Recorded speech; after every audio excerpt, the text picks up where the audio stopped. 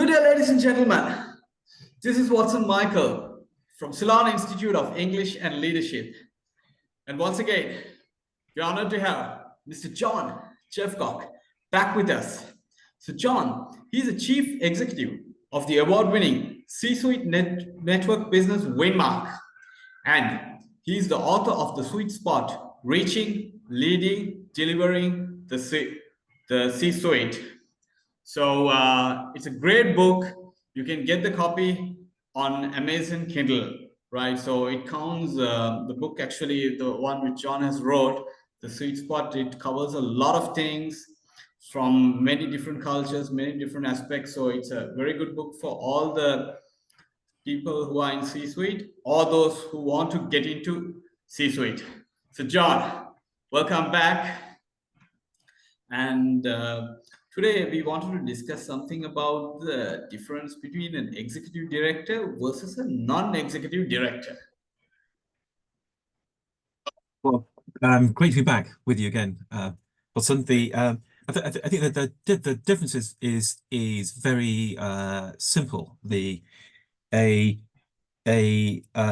executive director works typically in the executive committee, and they are typically full-time. Yes. And they are responsible for delivering the strategy of the organization, for formulating it and delivering the strategy of the organization. So that's the executive directors. The non-executive directors typically work with the company only 1 to 2 days a month. Or if you're the chair, it's more like 3-4 days a month, kind of thing. But it's a lot less. And their role is a combination of oversight and governance. They don't work in the business, and it's very important they don't get sucked into the business. If that makes sense. So they work more on the business. If that makes sense. So one is full time, one is part time, one is more about oversight, one is more about delivery. So now, why should a company hire a non-executive director? There's a lot of reason there. There is as I sort of indicated before, there's this independent oversight. So having an unbiased non-executive director on the board can be very useful from that perspective. They bring expertise and experience in, which can be very useful. Strategic guidance. Obviously, the strategy is presented to them, and they provide feedback on that and help with that. They're responsible for governance and compliance and risk. They also, particularly in smaller companies, bring their own network to the table. They help with performance. They sometimes mentor and develop the executive team members. And then if you're, I guess, a public company, you have shareholders. The board and non-execs quite often represent the external stakeholders. So if you're a shareholder, they quite often represent that, and they also give an organization a certain amount of credibility in that sense. So if you're a young startup, having some grey hairs on the board can be quite a useful thing to give confidence to people before they buy from you, and that kind of thing. That's going to be reasonably well run, that kind of thing. So I'd say they were the main benefits. Yeah. Wow. Okay. So now I actually read a very interesting PDF document, right? So it's which you all uploaded. Okay, so I downloaded it. So it's Winmark's best practice guide, how to become a non-executive director. Could you guide us or brief us about it? Yeah, so we wrote it, the first version a few years ago, and the first version was very much how to become the non-executive director, whereas this version is now how to become a successful non-executive director. So it's a build on that. It's probably twice the length, so it's a lot more rigorous in it. So it starts off looking at what your plural career might look like. So what are the options you have on non-executive directors? Then it looks at sort of important considerations like, do you have personal fit, diversity, tech, and that kind of thing. Then it tries to help you find your first role. So how do you go about that? How do you how do you look for a role, connections, transition? Some people are quite hard to transition across into these roles. CEOs don't always make very good non-executive directors, for example, because they want to get too involved. Then it's a bit on the application process, how to apply, how to tailor your CV accordingly. And then finally, it looks at successful NED. So it looks at what does a good NED look like versus a sort of average NED kind of thing. So I think those are the main parts to it. So, what are some qualities that you would like to see in a non-executive director?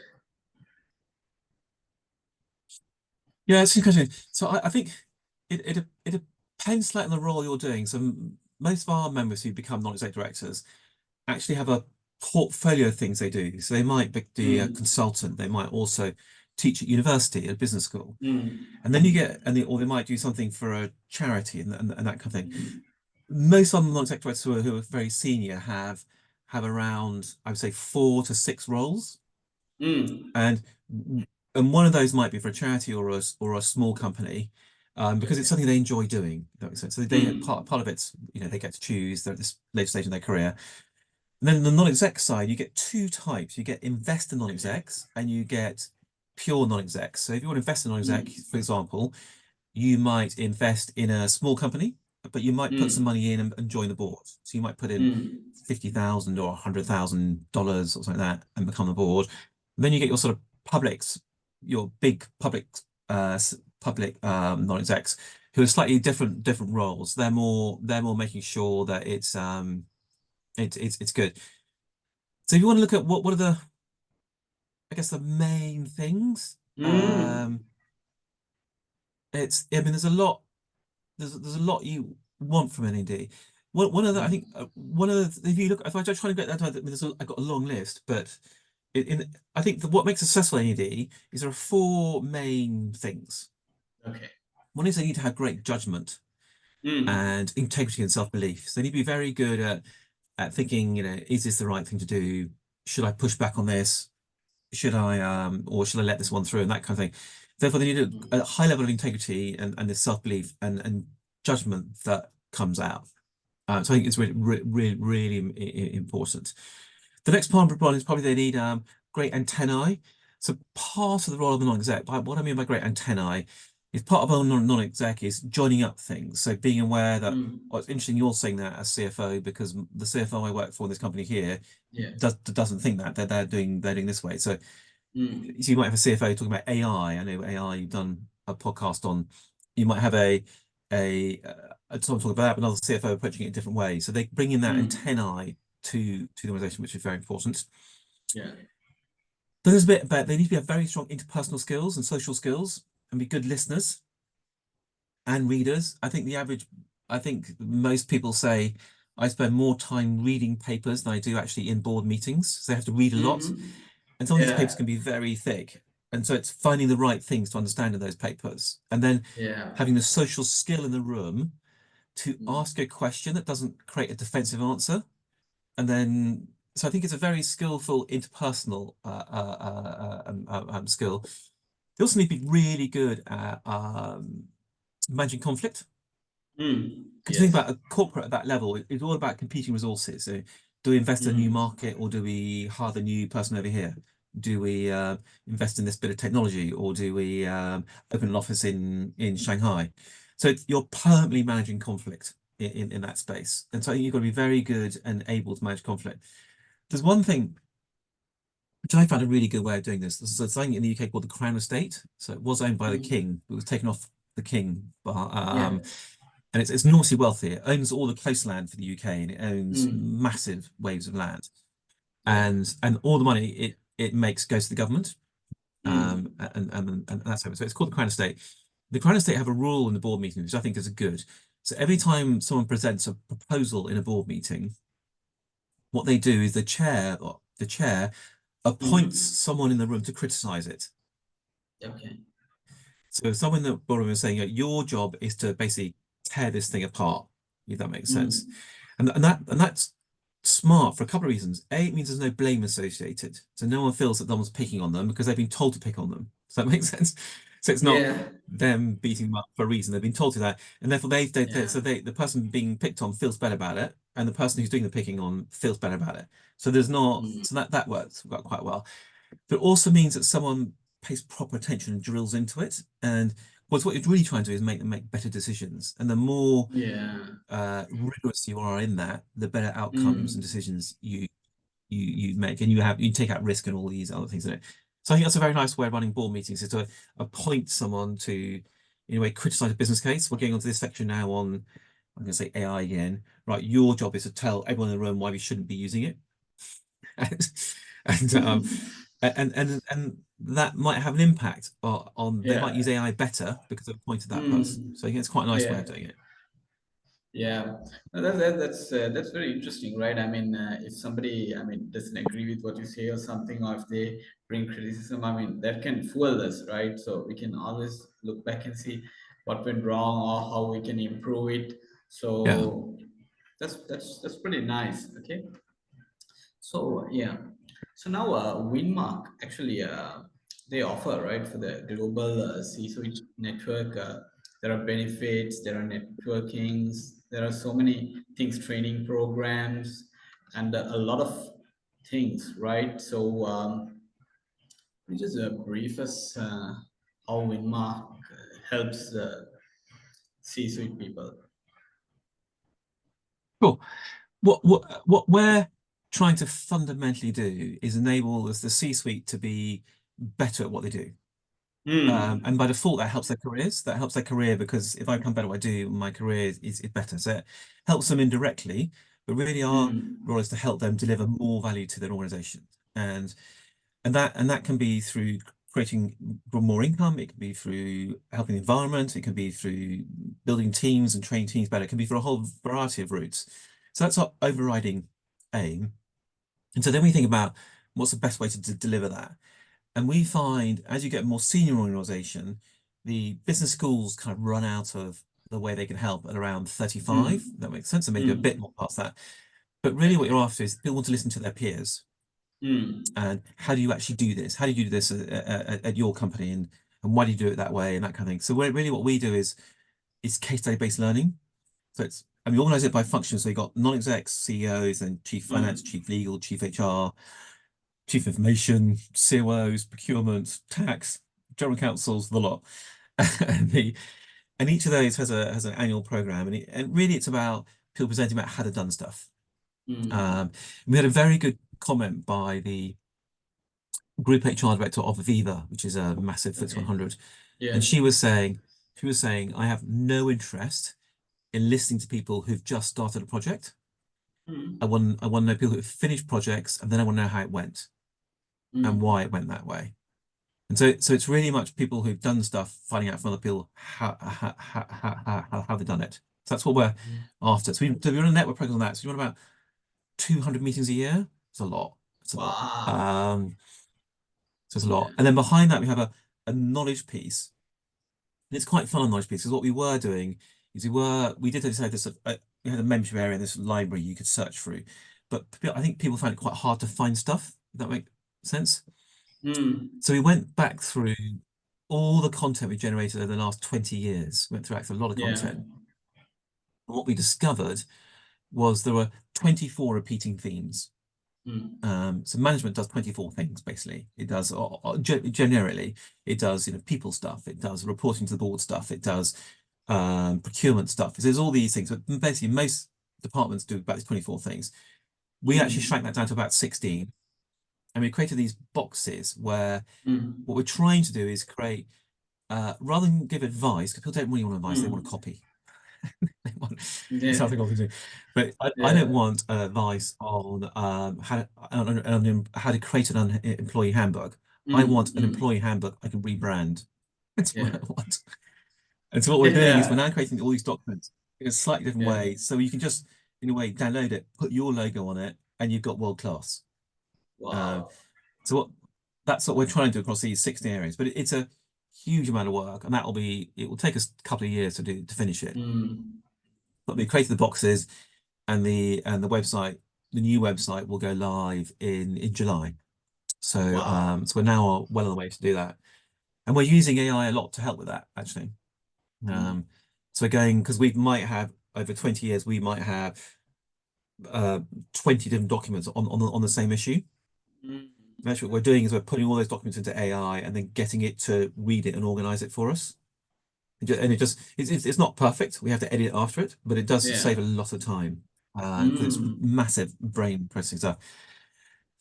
So we do that, and then we run basically masterclasses. So we run some really good masterclasses, everything from governance, sustainability. We run a one-day MBA kind of thing, and the idea of that is to train up the next generation going into these roles. Yeah, So because it's I've so seen we do it some. forward, and we're Go ahead. Go ahead. Yeah. which is really interesting. And you meet some yeah, you meet some very good talented people. And we do help those people on their careers because they might not.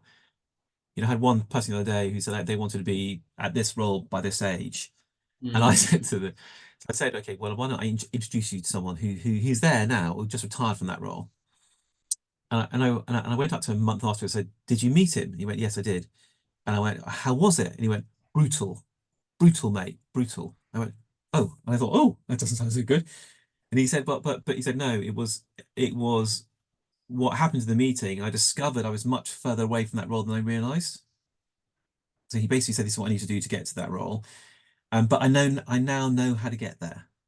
So in a way, it was a very good thing for him because he knows how to get there now. But it was quite a tough message that he was quite a long way off, if that makes sense. So there's a lot. It was great. There's a lot of that. So behind the scenes, so I can tell you Yeah. today. But NBC Universal's a member. Universal Studios. Yes. They're a member of the networks, and they Wow. are. And this is a good example of how we help behind the scenes a lot. They Mm. have they are building a new amusement park in the Okay. UK Okay. near a place called Bedford. Yeah, And Bedford. Yeah. the legal team there across the world is very good at licensing. They're very good at licensing because basically they license the films to all sorts of people and bits of films and music and all these things to lots of people. So that's what they're really, really good at. And then the legal team turned around to me and said, we're going to do all the contracts around an amusement park. We haven't done that before. Can we Mm. talk to someone who's just done that? And so we then introduced them Yeah. to someone who's done that. And then that lady on the same call said, oh, I understand UBS has done some really good work in this area. Can you introduce me to the lead at UBS? So immediately I had her Mm. on a call within UBS within 24 hours. And those connections will potentially save them Wow. millions. So a lot Wow. of that happens behind the scenes on connecting people because Mm. we know who's done what, Correct. so they can find better ways of doing stuff. Yeah, so Amazing, so so huh? it's really interesting from that Wow. perspective. Wow. So Yeah, connections at your fingertips. Wow. Pretty amazing. yeah, Right. So, John, yeah. It's good. yeah. So, can you tell us an interesting story or a challenge that you faced during your C-suite journey? Yeah. How long have you got? Ah, well, you Um, care. I think what is it? The biggest challenge is always, I think, uh, it's typically around people, isn't it? It's a lot of it's around people in the end, Yeah. and it's about trying Yeah. to find the right people, getting doing the right things in the right jobs can be Yeah. very difficult. I think I think one of the things I made a mistake of, not once but lots of times, Okay. and was I was too weak in allowing people to stay who weren't good enough. Does that Mm. make sense? So we Absolutely. have a 3 month probation period. You join the company and you have 3 month probation period. And I think I thought, oh, maybe they'll get better. And they just weren't getting any Mm. better. And we kind of knew, but we didn't really have the courage to tell them. So, Mm. and so we should have been a bit, not, ruthless is the wrong word. We should have been Yeah. more rigorous in how we Mm. recruited and developed and selected people. And then I think we would end True. up with a better, but I think the problem is if you're a small company like we were, the Mm. you don't have choice like Microsoft, Yeah. or JP Morgan. You don't have that Mm. choice of people queuing up to join you. So you have to be Yeah. a bit more flexible. But that would be one piece. And always at the very top level, another piece. So I've sat on many boards, many charity boards Mm. and educational boards, and I found one thing that happens, particularly in not-for-profit boards, whether it's a Mm. school or a university or a charity of some kind, and this happened to me actually at a meeting last week. They had a Okay. vote on whether someone should be should be voted onto the board or not onto an AI board. And I've been in the same situation where someone has voted someone or not onto a school governance board, onto a charity trustee board. And I think the people have to leave the room. And in this case, in 2 out of 3 cases I'm thinking of now, 2 people, they kept them in the room. And I think it's a disaster. They've got to leave the room because no one will speak freely until they've left the room. So do you think it's perfect to say? I was on one person where we had a lady who kept on falling asleep in the meetings. Oh, disaster. That's a disaster. And because she always agreed with what the CEO said, the CEO wanted to keep her. Okay. And that was a problem. Yeah. And actually so when he said, should we vote for people to renew another 3 years? And I said, and I kind of went, they're in the room. We can't vote when they're in the room. But they let them in the room. So my view is you've got to, on these voting things at board level, you've got to kick people out of it if it touches them. Get them out of the room so you can have an honest conversation and move on. But yes, I've made lots of mistakes and continue to make them. But I think if you're not making mistakes, you're not doing enough stuff. Absolutely. We are still learning. The best anti-aging medicine is lifelong learning. Yeah. Exactly. Great. Exactly. So, great, John. So, any final message you would like to give the C-suite network and people who want to get into C-suite? Okay, top message of that. I think you need to plan your career. And you need to work out how do people who, if I want to have this job and someone's in that job now, work out what they did to get there and try and follow a similar route, if that makes sense. And a key part of that journey is I think having what I call frontline experience is really important, whether that's a sales experience or joining a profit center is really, really important there, because then you understand how difficult it is to growing a business is really hard, people, and so all these front-end things I think are really important in your career to have in your book. And I would look at this permanent training, and I know that sounds an odd thing to say, but I get many people who send me their CVs and they go and they've said, I want to be a non-exec now, I want to be a CEO. I look at their CVs and they train as a lawyer or an accountant, but they've done nothing since. And you kind of think, that's weird. You've last 20, 30 years of your career, you've done no other courses since you left university. That is, you should be doing something at least every 3 years, something new. So keep developing yourself continuously and get yourself out there. Build your network, but that means going to stuff physically, not hiding behind Teams and Zoom all the time. Yeah, absolutely. Wise words. So, John, thank you very much for taking time and doing this podcast with us and explaining well about the non-executive directors as well. And for all those watching or listening, you all can find the link to get John's book, The Sweet Spot, and you can find the Winmark Global link as well. And there are plenty of things which you can download. And you can get a lot of information. So, yep, that's it. Right. cool. Thanks, John. Thank you, Watson. Really good to see you again. Absolutely.